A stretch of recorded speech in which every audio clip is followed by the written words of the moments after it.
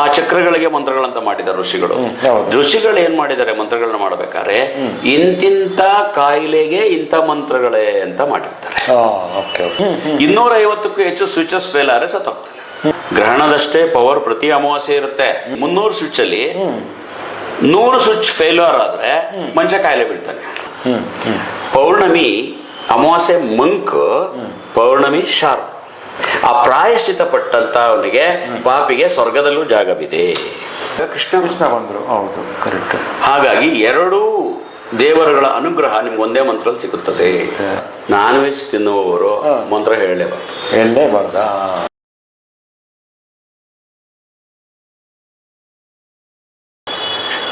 ಈ ದೇಹದ ಒಳಗೆ 72,000 ನಾಡಿಗಳಿದೆ. ನರನಾಡಿಗಳು. ಓಕೆ. 300 ಸ್ವಿಚಸ್ ಇದೆ. 300 ಸ್ವಿಚಸ್. ಹೌದಾ? ದೇಹದೊಳಗಿದೆ. 3 ಕೋಟಿ ದೇವತೆಗಳಿದ್ದಾರೆ ನಮ್ಮ ದೇಹದಲ್ಲಿ. 76,000 ನಾಡಿಗಳಿದೆ. ಇದು 76,000 ನರನಾಡಿಗಳು ಹೇಳ್ತಿದ್ರಾ? ನರಗಳು, ನಾಡಿ ನರನಾಡಿ. ದೇಹವನ್ನು 2 ಭಾಗ ಮಾಡಿದ್ರೆ ಎಡಭಾಗ 36,000, ಬಲಭಾಗ 36,000. ನಾವು ಅದನ್ನ ಧ್ಯಾನದಲ್ಲಿ ಶಿವ ಶಕ್ತಿ ಅಂತೀವಿ, ಲೆಫ್ಟ್ ಅಂಡ್ ರೈಟ್ ಅಂತೀವಿ.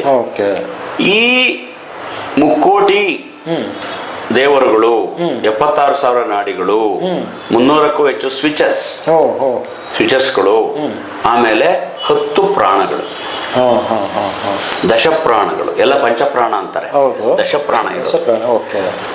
ಇವು ವ್ಯಾಯಾಮಕ್ಕೆ ನಿಲುಕುವುದಿಲ್ಲ, ವ್ಯಾಯಾಮಕ್ಕೆ ಸಿಗೋಲ್ಲ. ವ್ಯಾಯಾಮಕ್ಕೆ ಹೃದಯ ಸಿಗತ್ತೆ, ಕಿಡ್ನಿ ಸಿಕ್ಕತ್ತೆ, ಲಂಗ್ಸ್ ಸಿಕ್ಕತ್ತೆ, ಕಾಲ್ ಸಿಕ್ಕತ್ತೆ, ಕಾಲೊಳಗಿನ ಕೈ ಸಿಕ್ಕತ್ತೆ, ಇನ್ನೇನೋ ಒಂದು ಸಿಕ್ಕತ್ತೆ. ಇವು ಸಿಕ್ಕಲ್ಲ. ಇವು ಸಿಗುವುದು ಮಂತ್ರಕ್ಕೆ.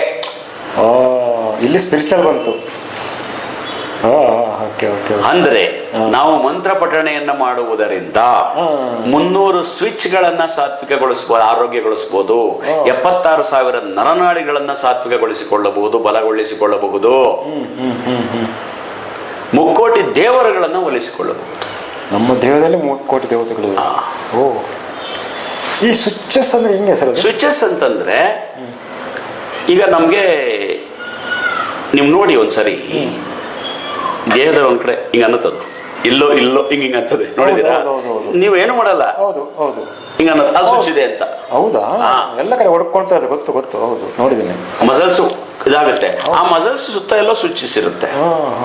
ಆ ಸ್ವಿಚ್ಗಳಲ್ಲಿ 300 ಸ್ವಿಚ್ ಅಲ್ಲಿ 100 ಸ್ವಿಚ್ ಫೇಲ್ಯೂರ್ ಆದ್ರೆ ಮನುಷ್ಯ ಕಾಯಿಲೆ ಬೀಳ್ತಾನೆ. 200 ಸ್ವಿಚ್ ಫೇಲ್ಯೂರ್ ಆದ್ರೆ ಬೆಡ್ ರಿಡನ್ ಆಗ್ತಾನೆ. 250ಕ್ಕೂ ಹೆಚ್ಚು ಸ್ವಿಚಸ್ ಫೇಲ್ ಆದ್ರೆ ಸತ್ತೋಗ್ತಾನೆ. ಆ ಸ್ವಿಚಸ್ ಇಂಥ ಜಾಗದಲ್ಲಿ ಇದೆ ಅಂತ ನೀವು ಆಧ್ಯಾತ್ಮಿಕದಲ್ಲಿ ಗೊತ್ತಾಗುತ್ತಲ್ಲ, ನಿಮ್ಮಂತವರಿಗೆ ಆಧ್ಯಾತ್ಮಿಕದಲ್ಲಿದ್ದವರಿಗೆ ಗೊತ್ತಾಗುತ್ತೆ. ಮಾಮೂಲಿ ಜನಕ್ಕೆ ಗೊತ್ತಾಗಲ್ಲ. ಆಧ್ಯಾತ್ಮಿಕದವರಿಗೆ ಗೊತ್ತಾಗುತ್ತೆ. 300 ಸ್ವಿಚಸ್ ಅಂತ ಹೇಳ್ತೀವಿ ನಾವು ಅದನ್ನು. ಆ ಸ್ವಿಚಸ್ಗಳು ಎಲ್ಲಿಗೆ ಲಿಂಕ್ ಇರುತ್ತೆ? 76,000 ನಾಡಿಗಳಿಗೆ ಲಿಂಕ್ ಇರುತ್ತೆ. ಆ 76,000 ನಾಡಿಗಳಿಗೆ ಮತ್ತೆ ಚಕ್ರಗಳು, ಆ ಲಿಂಕ್ ಇರುತ್ತೆ. ಸಪ್ತ ಚಕ್ರಗಳ ಲಿಂಕ್ ಇರುತ್ತೆ. ಈ ಎಲ್ಲ ಇದೊಂದು ಬೇರೆ ಇನ್ನರ್ ವರ್ಲ್ಡ್. ಅದು ಇವು ಯಾವ ಆಕಾರ ಇಲ್ಲ ನಿಮ್ಗೆ. ಇದಕ್ಕೆ ಸ್ಕ್ಯಾನಿಂಗ್ MRI ಸಿಕ್ಕಲ್ಲ, ಬಟ್ ದೇಹದೊಳಗಿದೆ. ಇವನ್ನ ರೆಡಿ ಮಾಡಬೇಕು. ಇವು ಯಾವಾಗಲೂ ಆರೋಗ್ಯ ಆಗಿರ್ಬೇಕು ಅಂದೆ. ದಟ್ ಇಸ್ ಮಂತ್ರ. ಬೀಜ ಮಂತ್ರ. ಬೀಜ ಮಂತ್ರಗಳು ಹೈಂ ಕ್ರೀಂ ಶ್ರೀಂ ರಂ ಲಂ ಅಂದ್ರೆ ಸ್ವಿಚ್ಗಳೆಲ್ಲ ಆಕ್ಟಿವೇಟ್ ಆಗ್ತವೆ. ಇದು ಮೇನ್ ಬೀಜ ಮಂತ್ರನ? ಹೌದಾ? ಬೀಜ ಮಂತ್ರ ಸುಮಾರಿದೆ, ಮೇನ್ ಅಲ್ಲ, ತುಂಬಾ ಇದೆ. ಒಂದೊಂದಕ್ಕೊಂದೊಂದು ಬೀಜ ಮಂತ್ರ, ಒಂದೊಂದು ಗ್ರಹಕ್ಕೊಂದೊಂದು ಬೀಜ ಮಂತ್ರ. ಈಗ ಸ್ವಿಚ್ ಆನ್ ಮಾಡಕ್ಕೆ ಈ ಮಂತ್ರನ ಅಲ್ಲ? ಸ್ವಿಚ್ ನರನಾಡಿಗಳು, ಮನಸ್ಸು, 3 ಕೋಟಿ ದೇವತೆಗಳನ್ನ ಒಲಿಸ್ಕೊಳ್ಳೋದಕ್ಕೆ ಈ ಮಂತ್ರ ಇಂಪಾರ್ಟೆಂಟ್. ಇದೊಂದು ಇನ್ನೊಂದ್ಸಲ ಹೇಳಿ ಸರ್, ಅದು ಪ್ರೇಕ್ಷಕರಿಗೋಸ್ಕರ. ಯಾವುದು? ಈಗ ಹೇಳಿದ್ರಲ್ಲ ಸ್ವಿಚ್ ಆನ್ ಮಾಡಕ್ಕೆ, ಹೇಳಿದ್ರಲ್ಲ ಬೀಜ. ಅದೇ ಈ ಸ್ವಿಚಸ್ ಆನ್ ಮಾಡೋಕೆ ಬೀಜ ಮಂತ್ರಗಳು. ಐಂ ಕ್ರೀಂ ಶ್ರೀಂ ಈ ರೀತಿ ಮಂತ್ರಗಳು ಒಂದೊಂದು ಗ್ರಹಕ್ಕೆ ಒಂದೊಂದು ಬರುತ್ತೆ. ನಿಮ್ಮ ಚಕ್ರ ಮಂತ್ರಗಳು ಲಂ ವಂ ರಂ ಯಂ ಹಂ ಓಂ ಸೋಹಂ ಚಕ್ರ ಮಂತ್ರಗಳು. ಆ ಚಕ್ರಗಳಿಗೆ ಮಂತ್ರಗಳಂತ ಮಾಡಿದ್ದಾರೆ ಋಷಿಗಳು. ಋಷಿಗಳು ಏನ್ ಮಾಡಿದ್ದಾರೆ ಮಂತ್ರಗಳನ್ನ ಮಾಡ್ಬೇಕಾದ್ರೆ ಇಂತಿಂತ ಕಾಯಿಲೆಗೆ ಇಂಥ ಮಂತ್ರಗಳೇ ಅಂತ ಮಾಡಿರ್ತಾರೆ. ಅದನ್ನ ನಾವು ಮಂತ್ರಗಳನ್ನ ಕೊಡ್ತೀವಿ ಬಂದವ್ರಿಗೆ, ನೋಡಿ ಅವರ ಜಾತಕದಲ್ಲಿ ಯಾವ ಗ್ರಹ ವೀಕ್ ಇದೆ ಅದಕ್ಕೆ ಸಂಬಂಧಪಟ್ಟಂತ ಮಂತ್ರ ಕೊಡ್ತೀವಿ. ಮಂತ್ರ ಕೊಡೋ ಪದ್ಧತಿ ನಮ್ಮಲ್ಲಿ. ಯಾಕೆ ಅಂದ್ರೆ ಯಾವುದೇ ಶ್ರಮವಿಲ್ಲದೆ, ಹಣಕಾಸು ಖರ್ಚಿಲ್ಲದೆ, ಶಾಂತಿ ಪೂಜೆ ಕರ್ಮಗಳನ್ನು ಮಾಡದೆ ನಿಮ್ಮನ್ನ ನೀವೇ ಸರಿ ಮಾಡಿಕೊಳ್ಳುವುದಕ್ಕೂ ಸಾಧ್ಯತೆ ಇರೋದು ಮಂತ್ರ ಒಂದೇ. ಆದ್ರೆ ಮಂತ್ರ ಪಠಣೆ ಮಾಡೋದಕ್ಕೆ ಕೆಲವರಿಗೆ ಪೇಶನ್ಸ್ ಇರೋದಿಲ್ಲ, ಅಕ್ಷರ ಜ್ಞಾನವಿರೋದಿಲ್ಲ, ಎಲ್ಲಿ ನಾವು ತಪ್ಪುತ್ತೀವೋ ಅಂತ ಭಯ, ಮಂತ್ರ ತಪ್ಪು ಹೇಳ್ಬಾರ್ದು ಅನ್ನೋ ಭಯ. ನೀವು ಸರಳವಾದ ಮಂತ್ರ ಆಯಿಸ್ಕೊಳ್ಳಿ. ಶುಕ್ಲಾಂ ವರದರಂ ವಿಷ್ಣುಂ ಶಶಿವರ್ಣಂ ಚತುರ್ಭುಜಂ ಪ್ರಸನ್ನವದನಂ ಧ್ಯಾಯೇ ಸರ್ವ ವಿಘ್ನೋಪಶಾಂತಹೇ. ಇದಕ್ಕಿಂತ ಸರಳ ಮಂತ್ರ ಯಾವ್ದಿದೆ? ಇದು ಯಾವ್ದಕ್ಕೆ ವರ್ಕ್ ಆಗುತ್ತೆ ಈ ಮಂತ್ರ? ಇದು ಹೇಳಿದ್ರೆ ಶ್ಲೋಕ ಗಣಪತಿಗೆ ಯಾವುದೇ ಕೆಲಸವನ್ನು ಆರಂಭ ಮಾಡ್ಬೇಕಾದ್ರೆ ವಿಘ್ನ ಹೋಗೋದಾಗಿದೆ ಈ ಮಂತ್ರವನ್ನು ಬಳಸ್ತೀವಿ ಅಲ್ವಾ? ಸರ್ವಮಂಗಳ ಮಾಂಗಲ್ಯ ಶಿವೆ ಸರ್ವಾರ್ಥ ಸಾಧಕೆ ಶರಣ್ಯೆ ತ್ರಯಂಬಕೆ ದೇವಿ ನಾರಾಯಣಿ ನಮೋಸ್ತುತೆ. ಅಂದ್ರೆ ನಾವು ಮಾಡೋ ಕೆಲಸದಲ್ಲಿ ದೇವಿಯ ಅನುಗ್ರಹ ಇರ್ಲಿ. ಶತ್ರುಗಳು ಇದೆಲ್ಲ ತೊಂದರೆ ಆಗಬಾರ್ದು ಅನ್ನೋ ತರ ಇರ್ಬೋದು ಅಲ್ವಾ? ಓಂ ತತ್ಪುರುಷಾಯ ವಿದ್ಮಹೇ ಮಹಾದೇವಾಯ ಧೀಮಹಿ ತನ್ನೋ ರುದ್ರ ಪ್ರಚೋದಯಾತ್. ಶಿವನ ಅನುಗ್ರಹ ಇರ್ಲಿ. ಈ ಮಂತ್ರನ ನಾವು ಜನರಲ್ ಆಗಿ ಪಠನೆ ಮಾಡಬಹುದು, ಇಲ್ಲ ಇದಕ್ಕೇನಾದ್ರೂ ಇದು ದೀಕ್ಷೆ ಬೇಕು? ಗುರುಗಳು ದೀಕ್ಷೆ ಇಲ್ಲ. ಇವೆಲ್ಲ ಕೆಲವು ಜನರಲ್ ನೋಡಿ, ಗುರುಗಳು ದೀಕ್ಷೆ ಮಂತ್ರ ಅನ್ನೋದು ಈತನಿಗೆ ನಾನು ಈ ಮಂತ್ರವನ್ನು ಕೊಟ್ಟರೆ ಇವನ ಜೀವನದಲ್ಲಿ ಇವನು ಸಿದ್ಧಿಪುರುಷನಾಗ್ತಾನೆ ಅಂತ ಗುರುಗಳು ಯಾವುದೇ ಮಂತ್ರ ಕೊಟ್ಟರು ಕೂಡ ಅದು ಪವರ್ಫುಲ್. ಅದೆಲ್ಲ ಹಳೆ ಕಾಲದಲ್ಲಿ ಇತ್ತು. ಈಗ ಮಂತ್ರ ದೀಕ್ಷೆ ನಿಮ್ಗೆ ಆಗ್ಲಿಲ್ಲ, ಯಾರು ಗುರು ಸಿಕ್ಲಿಲ್ಲ, ಯಾವುದೇ ಮಂತ್ರವನ್ನು ತಗೊಂಡು ಪಠಿಸ್ಬೋದು. ನಿಮ್ ಬುಕ್ಸ್ ಅಲ್ಲಿ ನೋಡ್ಕೊಂಡು ಮಾಡ್ಬೋದಾ? ಹೌದಾ? ಯಾಕಂದ್ರೆ ಕೆಲವರು ಹೇಳಿದ್ರು ಇಲ್ಲ ದೋಸು ಎಲ್ಲಾನು ವರ್ಕ್ ಆಗಲ್ಲ, ಅದಕ್ಕೆ ಸ್ವಿಚ್ ಮಾಡಿರ್ತಾರೆ, ಕೆಲವು ಮಿಸ್ಯೂಸ್ ಆಗುತ್ತೆ ಅಂತ ಋಷಿಮುನಿಗಳು ಅದಕ್ಕೆ ಅದು ಗೊತ್ತಿಲ್ಲ. ಹಿಂದಿನ ಕಾಲ ಬೇರೆ ಯುಗದಲ್ಲಿ, ಹೌದಾ? ಈಗೆಲ್ಲ ನಿಮ್ಗೆ ಎಲ್ಲಿತ್ತು ಅಂತಂದ್ರೆ ನೀವು ನೋಡ್ಬೇಕು, ಕೆಲವು ಬಾಣ ಪ್ರಯೋಗ ಮಾಡುವಾಗ ಮಂತ್ರ ಇತ್ತು. ನೀವು ಕೃಷ್ಣ ಇದ್ರಲ್ಲೇ ಬರುತ್ತೆ, ಅವನಿಗೆ ಅಂದಾಗ ಮಂತ್ರ ಮರ್ತೋಗ್ಬಿಡುತ್ತೆ, ಆ ಬಾಣ ಕೆಲಸ ಮಾಡಲ್ಲ, ಅರ್ಜುನ ತಲೆ ಕಟ್ಟಾಗ್ಬಿಡುತ್ತೆ. ಅವನು ಕೃಷ್ಣನಿಗೆ ಹೇಳದೆ ಬಂದಿದ್ರಿಂದ ಕೃಷ್ಣ ಪರಮೇಶ್ವರ ಆ ಮಂತ್ರ ಮರ್ತೋಗ್ಬಿಡುತ್ತೆ. ಅಂತ ಕಡೆ ಮಾತ್ರ ಅಂತದ್ದು ತುಂಬಾ ಪವರ್ಫುಲ್ ಆಗಿ ವರ್ಕ್ ಆಗುತ್ತೆ. ಅದು ನಮ್ಮ ದೇವಾನುದೇವತೆಗಳ ಕಾಲಕ್ಕೆ. ಈ ಕಾಲದಲ್ಲಿ ಮನುಷ್ಯರೇ ವೀಕ್, ಪಾಪ ಅವ್ರ ಮೆಂಟಲ್ಲೇ ವೀಕ್ ಅಲ್ವಾ? ನೀವು ಯಾವುದೇ ಮಂತ್ರ ಹೇಳ್ಕೊಳ್ಳಿ, ನಾವು ಒಳ್ಳೇದು ಮಾಡ್ತೀನಿ ಅಂತ ಹೇಳ್ತಂದೆ ಅವರು. ಹೌದಾ? ಆದ್ರೆ ಕೆಲವು ವಾಮಾಚಾರ ಮಂತ್ರಗಳಿದ್ದಾವೆ. ವಾಮಾಚಾರ ಮಂತ್ರಗಳಲ್ಲಿ ಅವರು ವಾಮಾಚಾರ ಮಾಡೋ ತಂತ್ರಿಗಳು ಈ ಮಂತ್ರ ಪ್ರಯೋಗ ಮಾಡಿದ್ರೇನೆ ಈ ಕೆಲಸ ಆಗೋದು ಅಂತಿದೆ.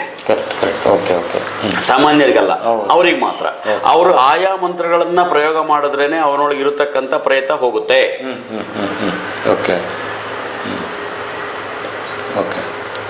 ಓಂ ಕರ್ಣ ಪಿಶಾಚಿಮೆ ಕರ್ಣ ಕಥಾಯ ಓಂ ಫಟ್ ಸ್ವಾಹ ಅಂದ್ರೆ ಅದು ಹೋಗುತ್ತೆ. ಇದು ಪ್ರೇತವನ್ನು ಓಡಿಸುವ ಮಂತ್ರ. ಆ ಮಂತ್ರಕ್ಕಷ್ಟು ಶಕ್ತಿ ಇರುತ್ತೆ. ಅದನ್ನ ಎಲ್ಲೆಲ್ಲ ಪ್ರಯೋಗ ಮಾಡಂಗಿಲ್ಲ. ಈಗ ನಿಮ್ದು ಯೂಟ್ಯೂಬ್ ಅಂತ ಹೇಳಿದೆ, ಆ ಸಂದರ್ಭದಲ್ಲಿ ಅದನ್ನು ಪ್ರಯೋಗ ಮಾಡಿದ್ರೆ ಅದು ಅಲ್ಲಿ ವರ್ಕ್ ಆಗತ್ತೆ. ಇಲ್ಲ ನಿಮ್ಗೆ ಯಾವ್ದೋ ಮಂತ್ರನೂ ಗೊತ್ತಿರ್ಲಿಲ್ಲ, ನೀವು ವಿಷ್ಣು ಸಹಸ್ರನಾಮ ಓದಿ. ಅದು ಎಷ್ಟು ಸಲ ಓದ್ಬೇಕು? ಎಷ್ಟು 108 ಏನು ಹೇಳ್ತಾರೆ, ಕೆಲವು 48? ಇಲ್ಲ ಆ ಥರ ಇದೆಯಾ? ನಿಮ್ಗೆ ಹಂಗಿಲ್ಲ, ಅದು 108 ಇದೆ, 1008 ಇದೆ. ನಿಮಗೆ ಇವತ್ತಿನ ಕಾಲಕ್ಕೆ, ಇವತ್ತಿನ ಆಧುನಿಕ ಕಾಲದಲ್ಲಿ ನೀವು ಎಷ್ಟು ಒತ್ತಡದಲ್ಲಿ ಇದ್ದೀರಾ ಅದನ್ನ ನೋಡ್ಕೊಂಡು ನೀವು ಪಠಣೆ ಮಾಡ್ಬೋದು. ಬಟ್ ನೀವು ಎಷ್ಟು ಮಾಡ್ತೀರಾ ಏನೋ, 3 ಸರಿ ಮಾಡ್ರಪ್ಪ, ಮಂತ್ರ ಪಠಣೆ ಮಾಡಿ ಅಲ್ಲ. ನಾನು ಬಂದವ್ರಿಗೆಲ್ಲ ಹೇಳ್ತೀನಿ, ಒಂದು ಸಾರಿ ಓಂ ನಮೋ ಭಗವತೆ ವಾಸುದೇವ ಯತೇ ನಮಃ, ಓಂ ನಮೋ ಭಗವತೆ ವಾಸುದೇವ ಯತೇ ನಮಃ, ಓಂ ನಮೋ ಭಗವತೆ ವಾಸುದೇವ ಯತೇ ನಮಃ ಅಂದ್ಬಿಟ್ಟು ಮಲ್ಕೊಳ್ಳಿ.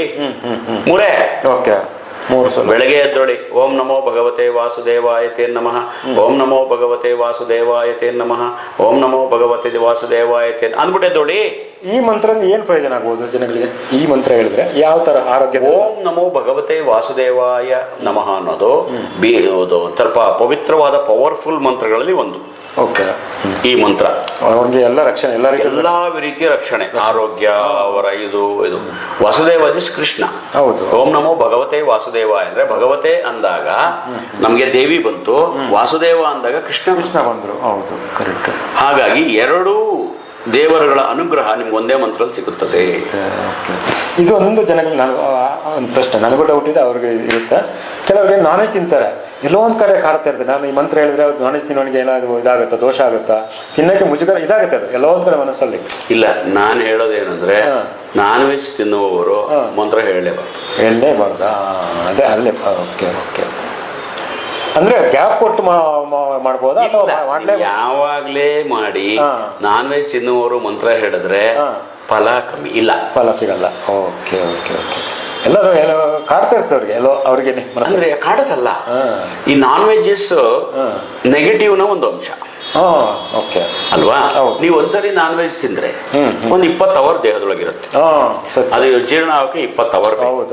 ನೀವು ಆ 20 ಅವರ್ ನಾನು ಮಂತ್ರ ಹೇಳಲ್ಲ ಅಂತ ಕೂತ್ಕೊಂಡು ಮಂಗಳವಾರ ಡಿಸೈಡ್ ಮಾಡಿದ್ರೆ ಬುಧವಾರ ಗುರುವಾರ ಕಳೆದ್ರೆ ಮತ್ತೆ ಶುಕ್ರವಾರ ತಿಂತೀರಾ. ಶುಕ್ರವಾರ ತಿಂದ್ರೆ ಶನಿವಾರ ಭಾನುವಾರ ಹೇಳಂಗಿಲ್ಲ, ಸೋಮವಾರ ಒಂದಿನ ಹೇಳ್ಬಿಟ್ಟು ಮತ್ತೆ ಮಂಗಳವಾರ ತಿಂತೀರಾ. ಅಂದ್ರೆ ನೀವು ಅದನ್ನ ಪ್ರಯೋಜನ ಏನು, ಮಂತ್ರ ಹೇಳಿ. ಮಂತ್ರ ಪ್ರಯೋಗ ಇರೋ ಪ್ರತಿದಿನ ಹೇಳ್ಬೇಕು, ಬೆಳಗ್ಗೆ ಅಥವಾ ಸಂಜೆ ಎವ್ರಿಡೇ ಹೇಳಬೇಕು. ಅವ್ರು ಅನ್ಕೊಂಡಾಗೆಲ್ಲ ಹೇಳಬೇಕು, ದಿನಕ್ಕೊಂದು 20 ಸರಿ ಹೇಳಬೇಕು. ಅಂದ್ರೆ ನೀವು ಮಂತ್ರ ಪಠಣೆ ಮಾಡ್ತೀರಾ ಅಂದ್ರೆ ನಾನ್ ವೆಜ್ ಸೇವಿಸಬಾರ್ದು. ಇಲ್ಲ ನಾನ್ ವೆಜ್ ಸೇವಿಸೆ ಅಂತ ಅಂದ್ರೆ ಮಂತ್ರ ಹೇಳಬಾರ್ದು. ಬೇಕಾದ್ರೆ ಒಂದು ಪ್ರಾವಿಷನ್ ಇದೆ ನಾನ್ ವೆಜ್ ತಿನ್ನೋರಿಗೆ, ವಿಷ್ಣು ಸಹಸ್ರನಾಮ ಮೊಬೈಲಲ್ಲಿ ಹಾಕೊಂಡು ಕೇಳ್ಬಹುದು, ನೀವು ಹೇಳಂಗಿಲ್ಲ. ಲಲಿತಾ ಸಹಸ್ರನಾಮ ಹಾಕೊಂಡು ಕೇಳ್ಕೊಳ್ಳಿ. ಯಾವ್ದೋ ಆದಿತ್ಯ ಹೃದಯ ಮೊಬೈಲಲ್ಲಿ ಹಾಕೊಂಡು ಕೇಳ್ಕೊಳ್ಳಿ, ಬಾಯಲ್ಲಿ ಉಚ್ಚರಿಸಬಾರ್ದು. ಇವಾಗ ತಾರಕ ಮಂತ್ರ, ರಾಮ ಮಂತ್ರ, ಹೌದು, ಯಾವುದೇ ಮಂತ್ರ, ಯಾವುದು ಶ್ರೀಕೃಷ್ಣ ದೋಷ ಬರುತ್ತೆ. ಮಾಡೋದು ಅನಾಚಾರ, ಮನೆ ಮುಂದೆ ಬೃಂದಾವನ ಹತ್ರ ಸತ್ಯ. ಹೌದೌದು. ಈ ಕಾರಣಕ್ಕೆ ಮಂತ್ರ ಪ್ರಯೋಗಗಳು ತಲಾಂತರದಿಂದ ಯುಗ ಯುಗಾಂತರಗಳಿಂದ ಬ್ರಾಹ್ಮಣ ಶ್ರೇಷ್ಠರಿಗೆ ಅಂತ ಮಾಡಿರೋದೇ ಆ ಕಾರಣ. ಇವಾಗ ಗ್ರಹಣದ ಬಗ್ಗೆ ಬರೋಣ. ಗ್ರಹಣ, ಸೂರ್ಯಗ್ರಹಣ ಮತ್ತು ಚಂದ್ರಗ್ರಹಣ ಅಂತ ಬರ್ತಾ ಇರ್ತದೆ ಅವಾಗವಾಗ. ಸೂರ್ಯಗ್ರಹಣದಿಂದ ಏನು ತೊಂದರೆ ಆಗುತ್ತೆ? ಈಗ ಗರ್ಭಿಣಿಯವರು ಹೊರಡೆ ಬರ್ಬೋದು ಆ ಟೈಮಲ್ಲಿ, ಆಮೇಲೆ ಸೂರ್ಯನ ಡೈರೆಕ್ಟ್ ನೋಡಬಾರ್ದು, ಅಥವಾ ಅದರಿಂದ ಏನು ದೋಷಗಳು? ಸೂರ್ಯಗ್ರಹಣದಲ್ಲಿ ಮೇಯ್ನ್ ಸೂರ್ಯಗ್ರಹಣ ಯಾವುದು ಎಫೆಕ್ಟ್ ಆಗೋದು? ಗ್ರಹಣಗಳು ಜಾತಕದಲ್ಲಿ ಮಾನಸಿಕವಾಗಿ ವೀಕ್ ಇದ್ದವ್ರಿಗೆ, ಆರೋಗ್ಯ ಪ್ರಕಾರವಾಗಿ ವೀಕ್ ಇದ್ದವ್ರಿಗೆ ಮಾತ್ರ ಎಫೆಕ್ಟ್ ಆಗುತ್ತೆ, ಎಲ್ರಿಗೂ ಎಫೆಕ್ಟ್ ಆಗಲ್ಲ. ಓಕೆ. ಅದಕ್ಕೆ ಅವರವ್ರ ಜಾತಕನೇ ನೋಡಬೇಕು. ಒಂದು. ಎರಡನೇದು, ಹಸುಗೂಸುಗಳಿಗೆ, ಚಿಕ್ಕ ಮಕ್ಕಳು, ಪ್ರಾಣಿಯ ಮರಿಗಳು, 1 ವರ್ಷದ ಒಳಗಿನ ಮಕ್ಕಳು, ಗರ್ಭಿಣಿ ಅಂತಂದ್ರೆ ಒಳಗರೆ ಒಂದು 6 ತಿಂಗಳು ತುಂಬಿದ ಗರ್ಭಿಣಿ, ಇಂಥವ್ರಿಗೆ ಎಫೆಕ್ಟ್ ಆಗುತ್ತೆ. ಯಾವ ರೀತಿ ಎಫೆಕ್ಟ್ ಆಗುತ್ತೆ ಅಂತಂದ್ರೆ, ಈ ಸೂರ್ಯನ ವಿಕಿರಣಗಳು ಅದು ಆರೋಗ್ಯಕರವಾಗಿರೋದಿಲ್ಲ. ಅಂಥವ್ರು ಗ್ರಹಣದ ಸಂದರ್ಭದಲ್ಲಿ ಬಿಸಿಲಿಗೆ ಬರಬಾರ್ದು, ಮನೆಯೊಳಗೆ ಇರಬೇಕು. ಒಂದು. ಗ್ರಹಣದ ಸಮಯದಲ್ಲಿ ಊಟವನ್ನು ಮಾಡಬಾರ್ದು. ಏನಕ್ಕೆ ಕಾರಣದು? ಅಲ್ಲ, ಆಹಾರದಲ್ಲೂ ಕೂಡ ಕಿರಣ ಅಲ್ಲ, ಗಾಳಿಯಲ್ಲೂ ಇರುತ್ತೆ ಗ್ರಹಣದ್ದು ಸಂಬಂಧಪಟ್ಟಂತ ದೋಷಗಳು. ನೀವು ಮನೆ ಒಳಗೂ ಓಡಾಡ್ತಾ ಇರ್ತದದು, ಆ ಸಂದರ್ಭದಲ್ಲಿ ಅಡಿಗೆ ಮಾಡಬಾರ್ದು, ಗಾಳಿಯಲ್ಲೂ ಅದು ಓಡಾಡಬಾರ್ದು ಅಂತ ಇದೆ. ಬಟ್ ಗ್ರಹಣ ನಡೆಯುವಾಗ ಯಾವ ಹೋಟ್ಲು ಬಾಗ್ಲಾಕಲ್ಲ, ಹಾಕಲ್ಲ. ಹೌದು, ದರ್ಬೆನ್ ಸುಮ್ಮನೆ ಇಡ್ತಾರೆ, ದರ್ಬೆ ಇಡೋದು ಅಂತ ಅಲ್ವಾ. ರಸ್ತೆ ಬದಿಯ ಕ್ಯಾಂಟೀನ್ಗಳು ನಡೀತಿರುತ್ತೆ. ಸರಿ, ಇದೇ ಹಾಗೆ ಗುರುಗಳೇ ಅಂತ ನೀವು ಕೇಳೋದಾದ್ರೆ, ಯಾವುದೇ ತೊಂದರೆಗಳಾಗ್ಲಿ, ಅಡ್ಡಿ ಆತಂಕಗಳಾಗ್ಲಿ, 7.5 ಆಗ್ಲಿ, ನಾವು ಅದ್ರ ಕಡೆ ಗಮನ ಕೊಡದೇ ಇದ್ರೆ, ಅದು ನಮ್ಮ ಪರಿವೆಗೆ ಬರದೇ ಇದ್ರೆ ದೋಷವಿಲ್ಲ. ಹೌದಾ? ಅದನ್ನು ಜಾಸ್ತಿ ಇದು ಮಾಡ್ಕೊಂಡ್ರೆ ನಮ್ಗೆ ದೋಷ ಬರುತ್ತೆ. ಮತ್ತೆ ಮನಸ್ಸು, ಜಾತಕ ಬರುತ್ತೆ, ಅಲ್ಲೇ ಬರುತ್ತೆ. ಮತ್ತೆ ಈಗ ನೀವು ಫ್ಲೈಟ್ ಇಂದ ಇಳಿತೀರಾ, ಎಷ್ಟೋ ಮಧ್ಯಾಹ್ನ 12 ಗಂಟೆಗೆ ಇಳಿತೀರಾ.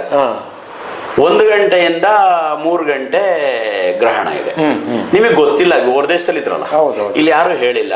ನೀವು ಮಾಮೂಲಿ ಇಳಿದ್ರಿ, ಮನೆಗೆ ಬಂದ್ರಿ, ಇದು ಮಾಡಿದ್ರಿ, ಬಟ್ಟೆ ಸ್ನಾನ ಮಾಡಿದ್ರಿ, ಮಾಮೂಲಿ ಊಟ ಮಾಡಿದ್ರಿ, ನಿಮ್ಗೆ ಸಂಜೆ ಗೊತ್ತಾಯ್ತು ಗ್ರಹಣ ಇತ್ತಂತೆ 4 ಗಂಟೆವರೆಗೂ ಅಂತ.